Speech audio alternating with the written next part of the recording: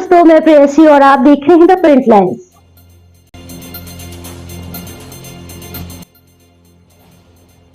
फिल्मी दुनिया में सफलता पाना कोई आसान काम नहीं है। बॉलीवुड में नाम कमाने के लिए काफी कड़ी मेहनत और स्ट्रगल लगता है। कई सितारे बॉलीवुड में डेब्यू के साथ ही छा जाते हैं, तो कई सेलेब्स को सालों बाद भी स्टार का दर्जा नहीं मिल पाता। इतना ही नहीं, सफल डेब्यू करने के बाद भी कई सेलेब्स बाद में गुमनाम हो जाते हैं।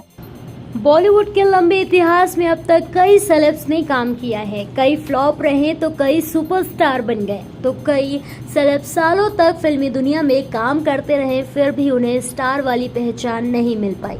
आज ऐसे ही एक्टर के बारे में हम आपको बताने वाले हैं जो कभी माधुरी दीक्षित का ड्राइवर हुआ करता था।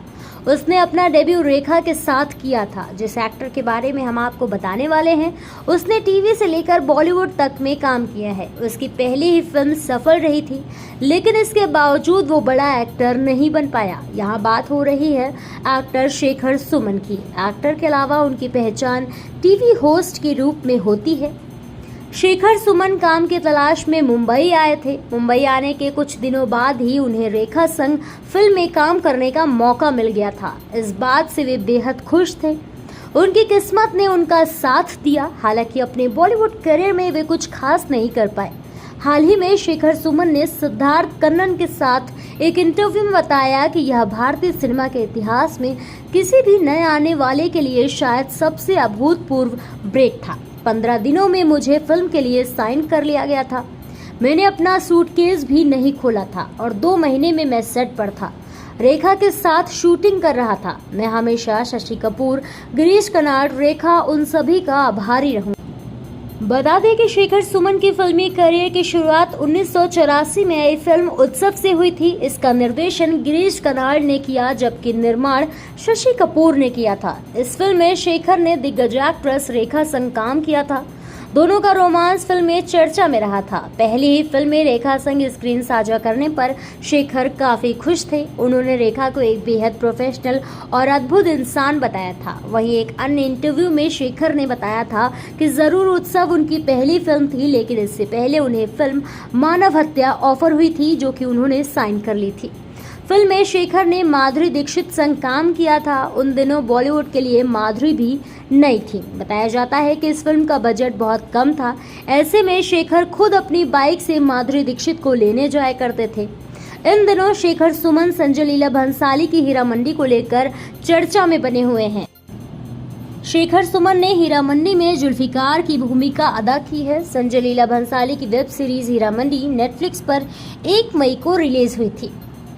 फिल्म के भव्य सेट से लेकर इसके बजट तक सबको लेकर जबरदस्त हाइप थी। वेब सीरीज संजय लीला भंसाली का OTT डेब्यू भी थी, लेकिन हीरा मंडी में वह तवाइफों की उसी दुनिया को लेकर आए हैं जिसे वह अपनी फिल्मों में अक्सर पेश करते आए हैं। देवदास से लेकर गंगूबाई कठियावाड़ी तक समाज की उन औरतों की बात करती है जिनके बारे में कुछ कहे जाने से हमेशा बचा जाता रहा है। हीरा मंडी द डायमंड बाजार में मनीषा कोइराला, सोनाक्षी सिन्हा, आदित्य राव हैदरी, रिचा चड्ढा, संजीदा शेख, शर्मिन सहगल, शेखर सुमन, फरदीन खान, अध्ययन सुमन, फरीदा जलाल हैं।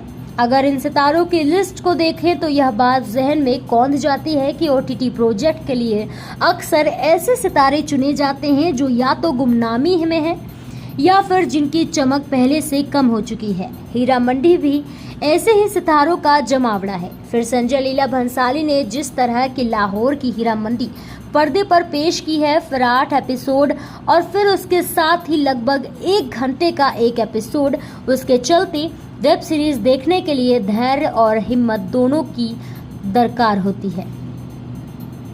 अगर हम हीरा मंडी द डायमंड बाजार की बात करें तो नेटफ्लिक्स पर वेब सीरीज में यहाँ मनीषा कोइराला और उनसे जुड़ी औरतों के जरिए हीरा मंडी के शानो शौकत के आखिरी पलों को दिखाया गया है। वेब सीरीज में मनीषा कोइराला और सोनाक्षी सिन्हा के जरिए जहां ताकत का संघर्ष नजर आता है, तो वहीं शर्मिन सहगल के जरिए ऐसी लड़की की कहानी दिखाई गई है जो इस दुनिया से दूर रहना चाहती है। वहीं कोई आज़ादी की लड़ाई के लिए आवाज़ बुलंद कर रही है, तो किसी की अपने अस्तित्व की लड़ाई लड़नी है।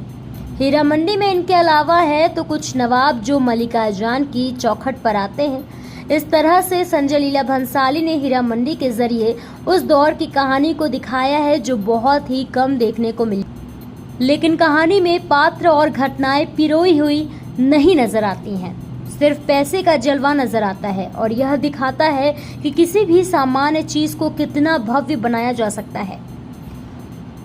फिर हीरा मंडी के एपिसोड्स की लंबाई और सीरीज का फ्लो बहुत स्लो है जो तंग करता है। एक्टिंग के मामले में मनीषा कोइराला, सोनाक्षी सिन्हा और अन्य एक्ट्रेसेस ने अच्छा काम किया है, लेकिन हीरा मंडी को देखते हुए विद्या बालन की बेगम जान हर बार जहन में आती है और कहीं कहीं भारी भी पड़ती है। हीरा मंडी के पात्र बेगम जान की बहुत याद दिलाते हैं। हालांकि दोनों की स्टोरी लाइन एकदम अलग है, लेकिन संजय लीला भंसाली वो डायरेक्टर हैं जो कांच को भी हीरा बनाकर पेश करने का हुनर रखते हैं। तो हीरा मंडी को भी देखकर कुछ ऐसा ही एहसास होता है। फिर जिस तरह वह कैमरे से खेलते हैं वह कहीं और देखना दुर्लभ है। हीरा मंडी की बात करें तो अगर आप संजय लीला भंसाली के फैन हैं, उनकी काल्पनिक दुनिया बेहद आकर्षित करती है।